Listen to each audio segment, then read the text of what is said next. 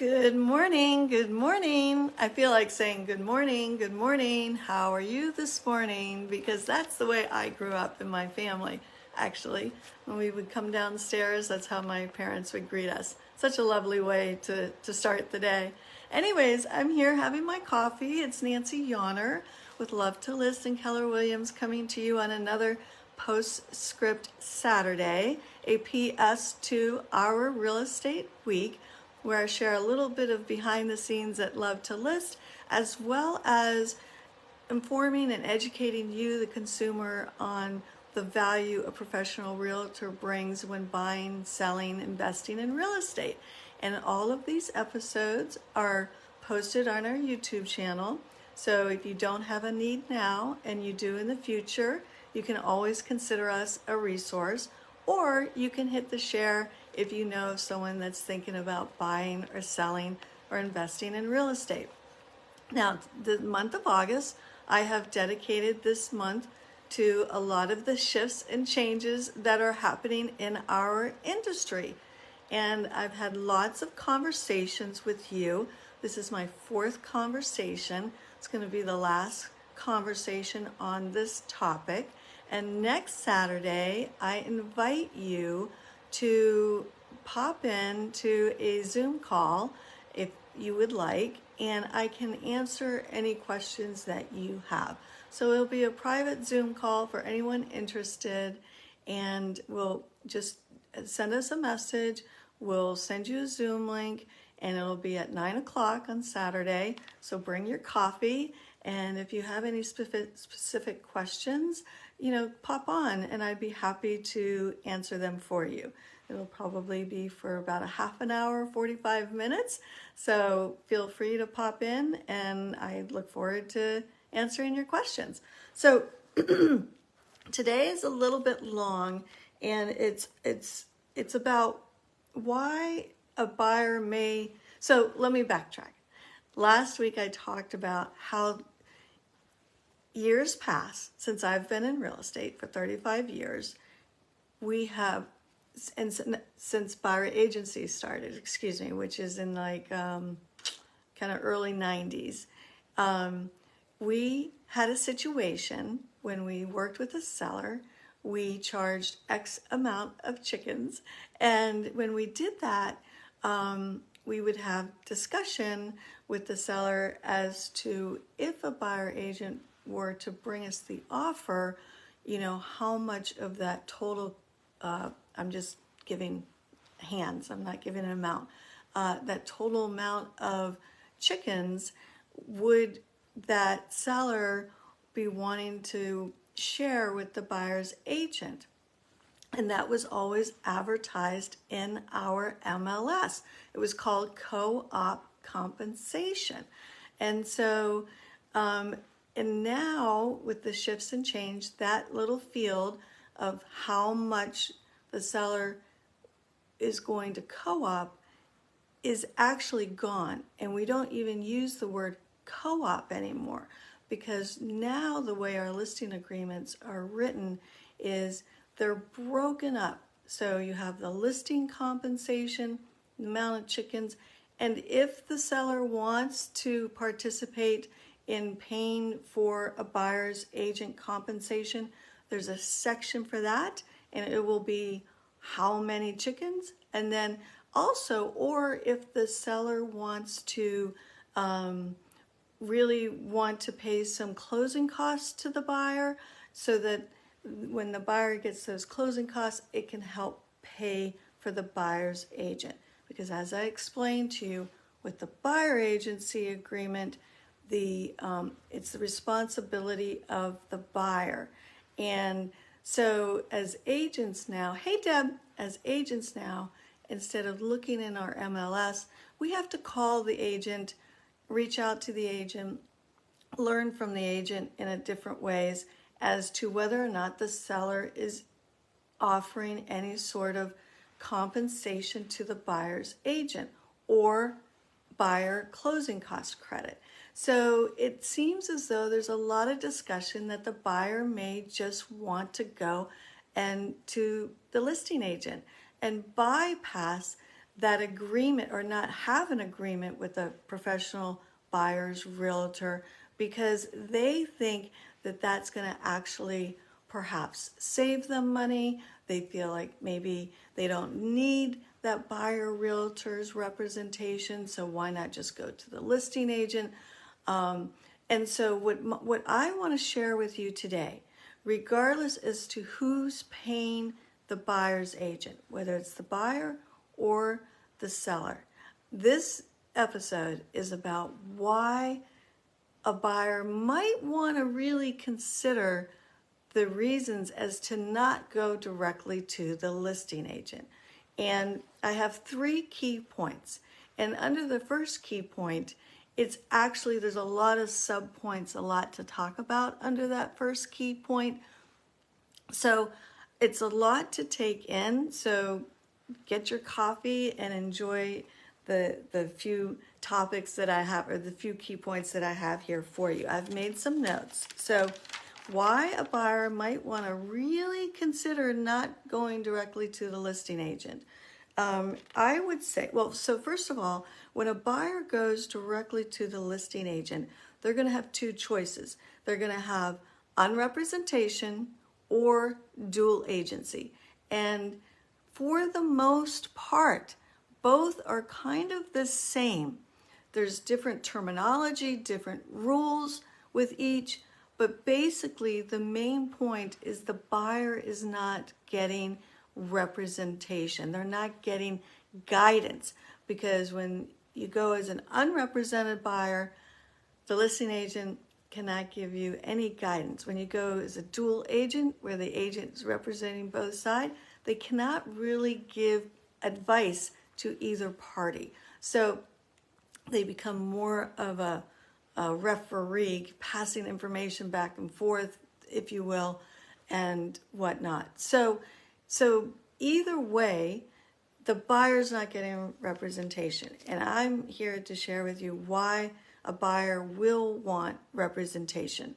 And the first and foremost, I think, is that there are so many terms to the contract where a buyer may want guidance.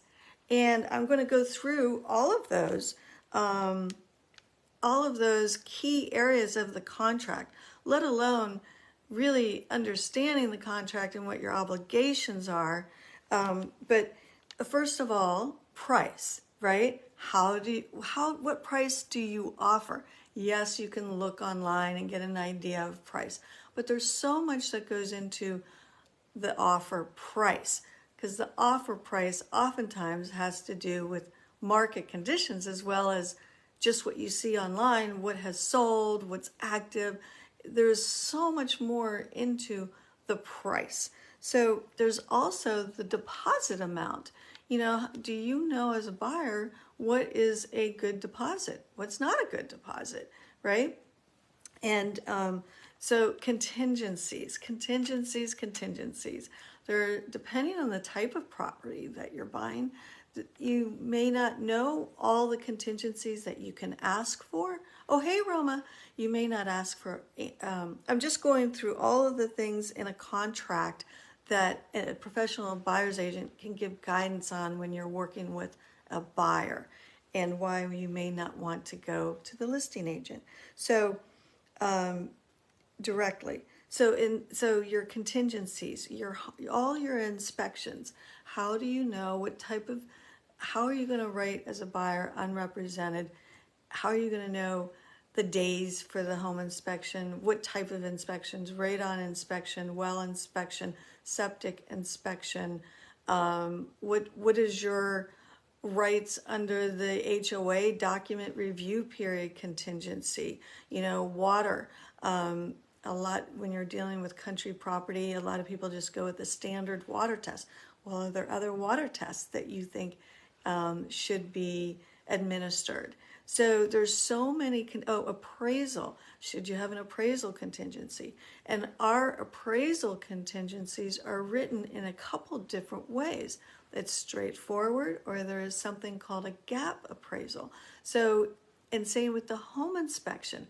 And home inspection, not so much radon. home inspection is written in a way where you have a choice of how you want to write it. So, all of these things, and then what's the remedy? If you write the home inspection this way, what's your remedy? If you write it this way, what's your remedy? And if your remedy is to ask the seller to fix some things, well, how do you know what things are like really a good thing to write in a contract with, in terms of a home inspection contingency? Are you going to write all 30 items that come up on a home inspection report?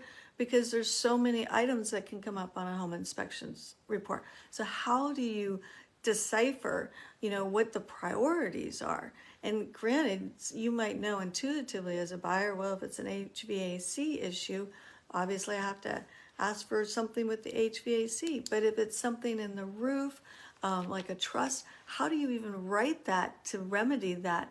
There's a lot of knowledge that a realtor brings on how to write a home contingency addendum to have language that is appropriate for the issue that the house has.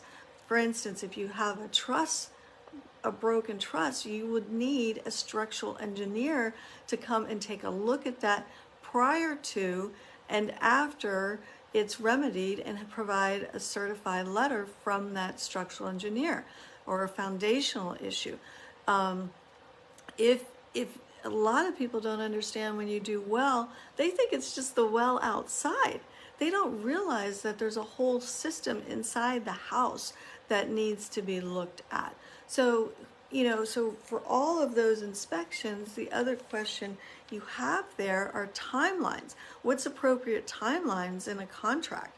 If a buyer doesn't know that if you put in 60 days to do these inspections, that's not going to really bode well to the seller. They probably won't accept that.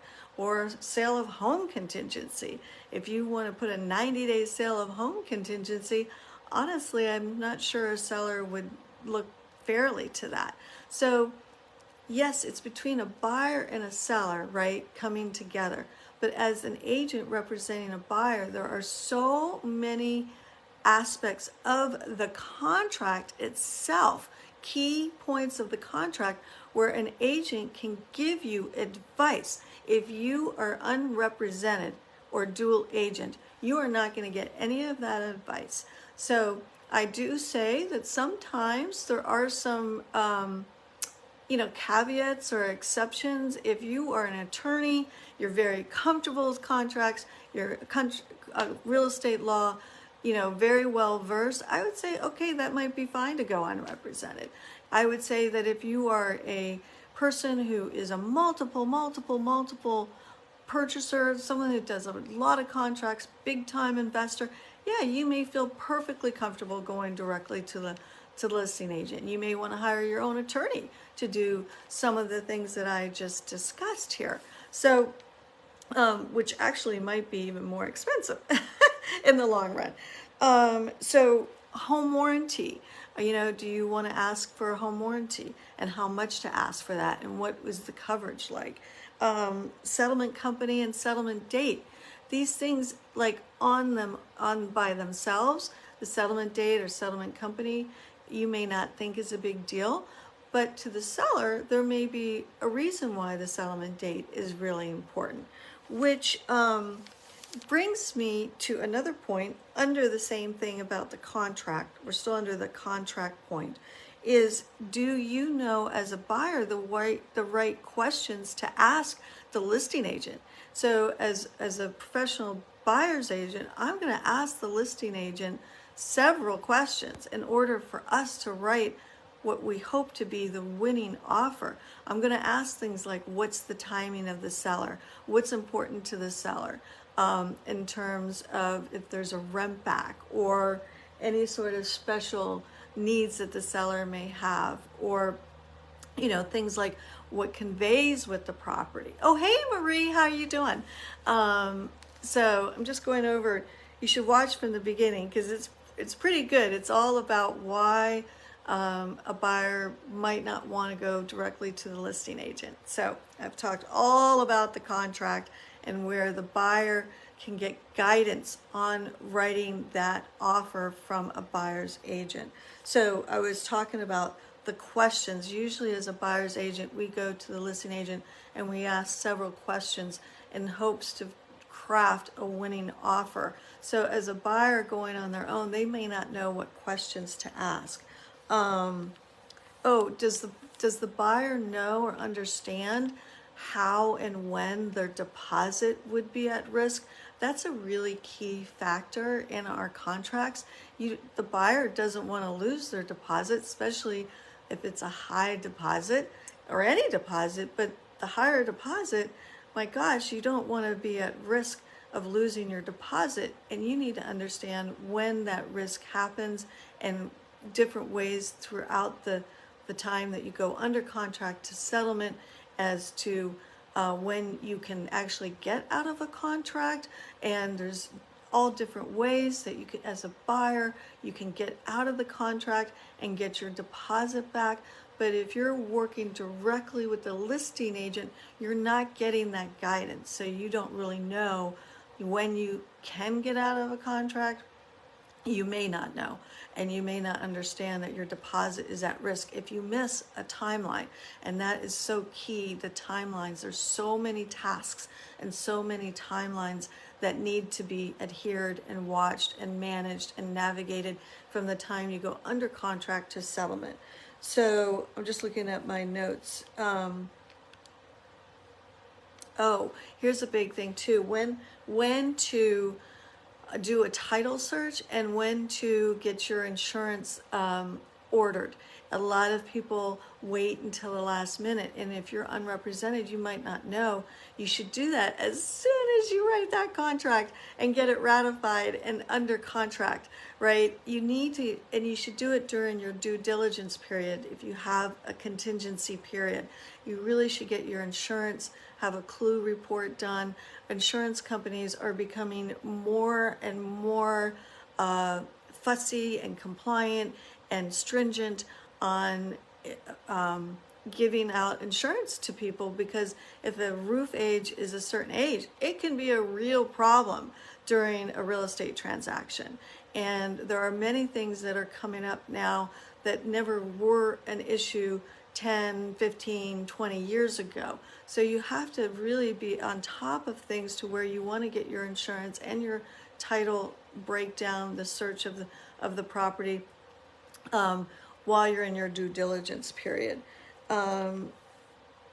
So all of that I just explained, all the different terms of in a contract, questions, understanding all these bits and pieces, all of that comes from guidance from a professional buyer's realtor. And when you decide as a buyer to go to the listing agent on your own, you're not getting any of that guidance or help. And it could really cost you in the long run, right? It could be successful, especially if it's a really simple little property. Maybe a 1 or 2 bedroom condo. If it's new, that could be an exception. But if it's an older condo, boy, there's a lot of issues that can come up. Trust me, I understand that. So the second key point versus all the guidance you're going to get from the contract on to settlement and after is not all transactions happen while they're on the MLS. I personally have sold many properties off MLS, and I've done it a variety of different ways. And I actually don't know what the percentage is of how many homes sell off market, but I think it's higher than we realize. And you have to delve into the tax records and really understand the percentages. But the couple different ways that we have found properties for buyers without the MLS is we've written a letter directly to a neighborhood. I've sold several of those. I've done a reach out to my buyer or my colleagues, my agent network and builder network, often have found properties through that way. things that haven't come to the market yet. Someone's thinking about selling and may not want to come to market, may prefer to sell off market. And then I have some great builder connections that I can pick up the phone and say, hey, I have someone looking, and they're like, well, we're not advertising this yet, but come take a look. And I've sold one recently that way. So, oh, and reaching out to my database, which is all really a great database, local. I've been working in the area for 35 years, so I asked them who they may know that's looking to sell, because I have this buyer. So that's another really good reason for a buyer to work with an agent, because they may be missing out on finding something off market. And that's my last thing that I want to talk to you about is connections and professionalism matter. So let me give you an example. If a seller's receiving 3 offers, right? And the first offer is unrepresented. The second offer is unrepresented, but the offer itself is really poorly written, and it may not have all the fields filled out. There may not be a pre-qualification lender letter. That agent may have just sent over the offer in email, never had a conversation, never had any communication with you. You have no idea about anything about this situation, and it's just a poorly written offer. Maybe you've not even heard of the company, never heard of the agent, all these things combined. And then your third offer comes in and it's spot on, solid. Everything's filled out correctly. All the information about the lender is provided, and in an ideal world, that buyer is absolutely approved, ready to go, just needs a contract versus pre-approved. And everything is all lined up. It's professional. There's been lots of communication. This third agent asked questions, wrote an offer that was geared to the seller's needs and wants, and to making it a win-win for the buyer. So as a listing agent, I have someone that's unrepresented, and I wrote the offer, and it may be even a great price, but there may be some terms in there that are not as good as the one that was written professionally and or poorly. So, or maybe the unrepresented buyer lowered the price thinking that that might be an advantage, when in essence the winning offer is the one that is the most professional, the most well written, the most communication, because it's not just about the offer. And I've always said this, there's always more to an offer than one term. So it's getting that contract to the closing table. And when you have an opportunity to work with an agent that's professional, you may even know the agent, know that they're solid, they have a good reputation, and there's a lot of things that as agents that go into guiding our sellers as to why one offer may be better than the other. And a lot of it has to do with things that are intangible. Now, there's several things that we can't discriminate on, but we can give good guidance as to the power of working with someone that has all their ducks in a row versus someone that you, as a listing agent, you're going to have to do a lot of the both sides, and it's going to be very difficult because you can't give advice to that buyer that's unrepresented, or working with an agent that is very lackadaisical into their approach and how they wrote the offer to you, to the seller, and then versus the third. So connections and professionalism really do matter when the offer is being submitted, especially when there's more than one. I can tell you that. So I've won a lot of offers because of our communication and how we've carefully written an offer, and how we've connected with the agent to assure them that we have a solid buyer who's really ready, willing, and able, and excited about this property, and we've done everything right. So that's it. Those are three really key reasons as to why a buyer may want to reconsider going directly to the listing agent, no matter who's paying for the buyer's agent, whether it's the buyer or the seller. These points stay the same. And I went over the guidance that you get over the whole contract and from the beginning to the middle to the end. I went over that not all sales happen in the MLS, so you may be missing something, and then why connections and professionalism matter for a buyer. So I hope this has been helpful. It's been a great month reviewing all these shifts and changes, and I'm excited to see how things are going to kind of shake out. I feel very confident that in the end, with really good communication and education, buyers will feel really good about working with an agent, and sellers will feel really good about kind of the new nuances of how things are shaking out. And so I feel very positive about the real estate future, and I really have enjoyed coming to you this month and reviewing all of this information, very important information with you. So I won't be here next Saturday. Oh, I'm sorry. I will be here next Saturday for that private Zoom call.